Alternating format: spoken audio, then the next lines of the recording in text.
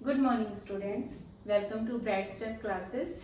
आज हम पढ़ेंगे क्षितिज भाग 2 में पाठ कन्यादान, जिसके कवि ऋतुराज जी हैं। ऋतुराज जी ने सामाजिक शोषण, उनकी कविताओं में हमेशा सामाजिक शोषण के बारे में बताया गया है। इस कविता में एक माँ की मार्मिकता को प्रकट किया गया है। जैसे वो अपनी बच्ची को विदाई के समय कुछ ज्ञान की बातें बताती है, कुछ सामाजिक चीजों का ज्ञान देती है, उसके बारे में ये कविता है। कवि कितना प्रमाणिक था उसका दुख कि लड़की को दान में देते वक्त जैसे वही उसकी अंतिम पूंजी हो। लड़की अभी सयानी नहीं थी, अभी इतनी भोली सरल थी कि उसे दुख का आभास तो होता था। पाठिका थी वह धुंधले प्रकाश की, कुछ तुकों और लयबद्ध पंक्तियों की। इसमें एक माँ और बेटी के बारे में बताया गया है कि जब माँ अपनी बेटी को विदाई करती है, उसकी शादी करती है और शादी के बाद में वह दूसरे घर में जाती है तो उसको क्या क्या सलाह देती है एक माँ, उसके बारे में ये कविता है। कितना प्रमाणिक था उसका दुख, जब वो अपनी लड़की की शादी करती है, उसको विदा करती है तो उसका दुख कितना ज्यादा था।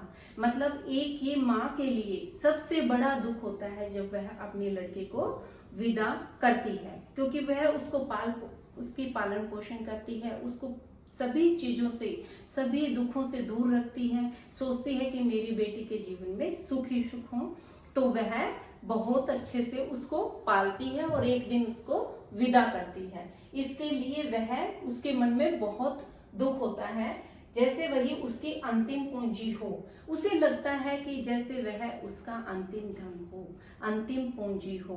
मतलब उसने जो सालों से उसको पाला पोसा है वही उसको वह अपना धन मानती है। लड़की अभी सयानी नहीं थी, अभी इतनी भोली सरल थी।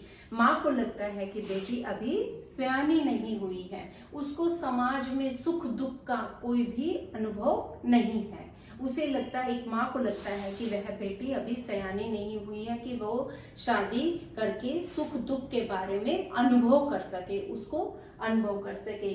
वह साथ ही ये बताती है कि उसे सुख का आभास तो होता था।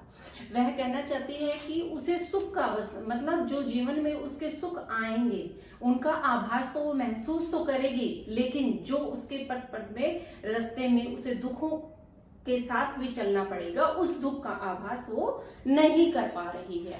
वो महसूस करती है कि मेरी बच्ची सुख का आभास तो कर सकती है, सुख मतलब जो सुख के पल है वो उनको देख सकती है, कर सकती है उनका एहसास, लेकिन जो उनको दुख मिलने वाले हैं, जो कष्ट मिलने वाले हैं, वो उनका आभास नहीं कर सकती है।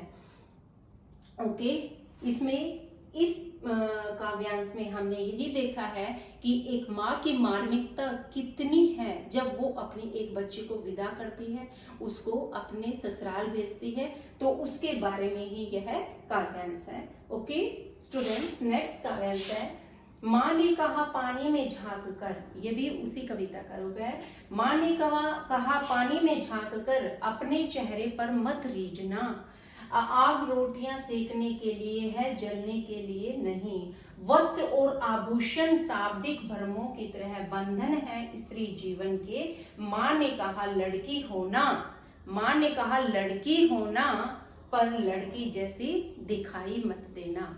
अभी इसमें वापस से माँ और बच्ची के बारे में जो है मार्मिक वो बताया गया है। माँ ने कहा पानी में झांक कर। माँ कहती क्या है, अपनी परछाई को देखकर, मतलब अपनी सुंदरता को देखकर आप उस पर रीझेंगे नहीं। कि बेटी को समझाती है जब ससुराल जाती है तो कि आप अपनी प्रतिमा को, क्या होता है कि जब व्यक्ति अपने आप में अपनी सुंदरता का आभास ज्यादा करने लगता है तो उसमें घमंड आ जाता है। तो माँ उसको सीख देती है कि बच्चा आप अपनी परछाई को, तुम अपनी परछाई को देख के उस पर कभी भी रीझोगे नहीं, मतलब उसको ज्यादा उस पे घमंड नहीं करूंगी। आग रोटियां सेकने के लिए है, जलने के लिए नहीं। वह कहना चाहती है अपनी बेटी को कि आग रोटियां सेकने के लिए है, आग में हमेशा रोटियां सिकती है। आप अपने मन के अंदर उस आग को उत्पन्न नहीं करोगी, मतलब किसी के गुस्से से आग बबूला अंदर ही अंदर गुस्सा नहीं करोगी। जलने के लिए वस्त्र और आभूषण शाब्दिक भ्रमों की तरह बंधन है स्त्री जीवन के। वो कहना चाहती है कि बच्चे तुम वस्त्र और गहनों के जंजाल में नहीं फंसोगी, बंधन में नहीं फंसोगी। ये स्त्री को अपने जाल में जकड़ लेते हैं। जैसे है वो वस्त्र और आभूषण के बारे में यही सलाह देती है कि उनके वस्त्रों और आभूषणों के बारे में नहीं फंसना है, क्योंकि वह स्त्री के लिए एक बंधन का रूप होते हैं, बंधन का कार्य करते हैं।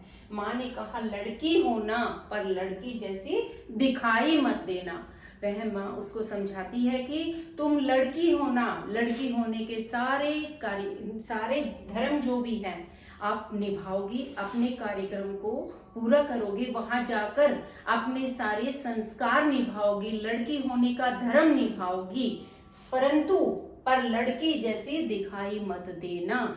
मतलब लड़की जैसी दिखाई मत देना का अर्थ यह है कि आप अगर आपके ऊपर कोई कष्ट आता है, कोई आपके ऊपर दुख दर्दों के पहाड़ उगलता है, तो उसका आपको डटकर मुकाबला करना है, उसके दुख को आपको सहन नहीं करना है, अर्थात उसके विपक्ष में आपको बोलना है।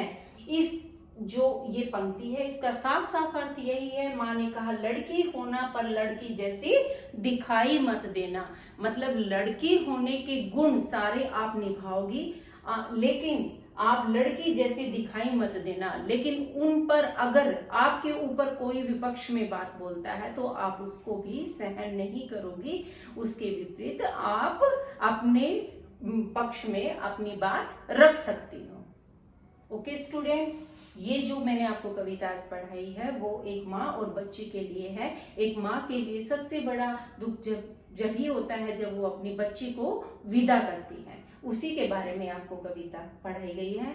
मैं आशा करती हूँ कि आपको ये कविता समझ में आएगी। Thank you.